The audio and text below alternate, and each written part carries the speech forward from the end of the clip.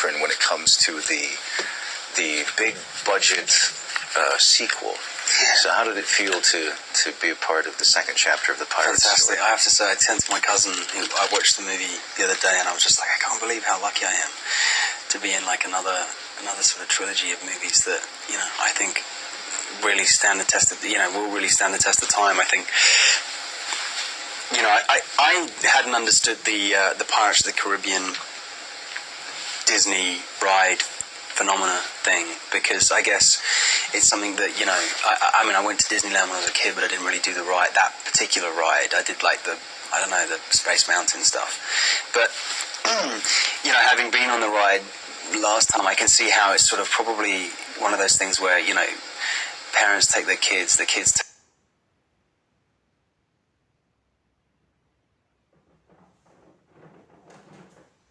can see how, you know, that gives it kind of a credibility and an audience, you know, a built-in audience. So, and then, you know, as a movie, I think it delivers on so many different levels, and as for a second installment, I think it really does get bigger and better, which is a relief, because that was a concern as well, that it wouldn't be able. How do you top skeletons turning pirate? You know, Moonlight turning pirate skeletal, and how do you know what I mean? How do you top Johnny's entrance into the first movie? You know what I mean? That was a phenomenal entrance for a guy, you know, for a character, and I think they've pulled it off, which is I do too.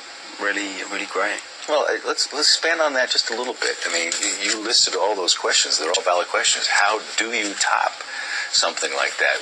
Where do you give the credit? What is the I think, you know, the vision that Gore has for this project, and with in combination with the writers and you know, Jerry's kind of zest and zeal for making big movies like this, and Disney's confidence in all of them has enabled them to do something quite outrageous. I mean, it kind of felt like, you know, we were doing something that was just rarely going to be done before. I mean, the sets were so huge, the boats that were involved, the Flying Dutchman looked amazing and was a fully functional working, you know, ship, and the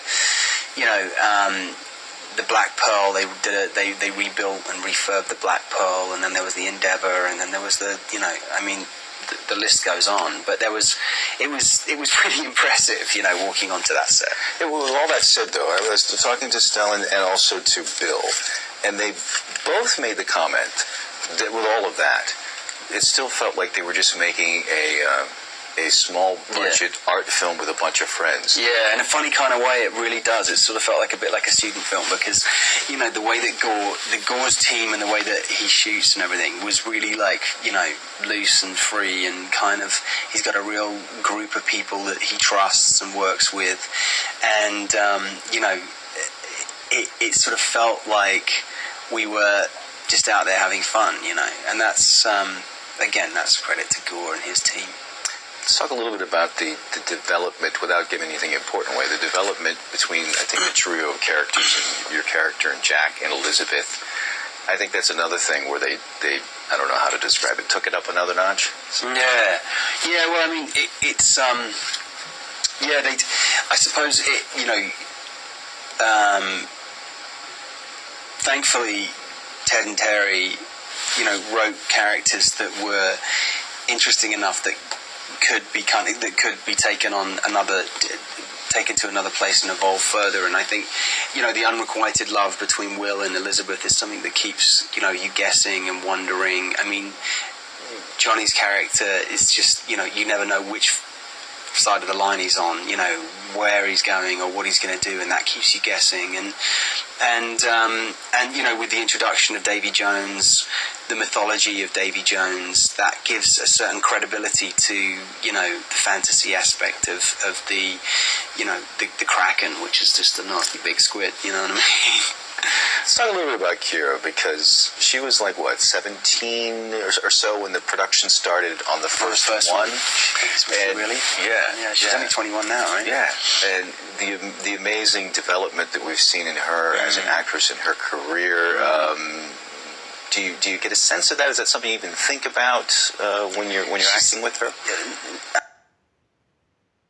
I mean, no, she's a very down-to-earth, very, you know, approachable, accessible, you know, great actress, you know. I mean, she looks fantastic and she can handle a sword, and, you know, just great.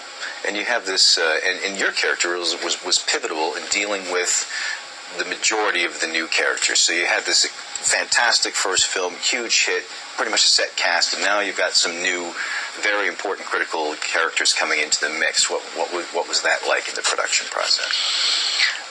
It's good. I mean, because they're great characters, you know. I mean, Davey Jones, Bill Nighy, who plays Davey Jones, phenomenal. I mean, introducing Stellan as my father, having Bootstrap Bill there, and Stellan is an amazing actor, and it was great because for me, the introduction of my father meant that I had an inner conflict.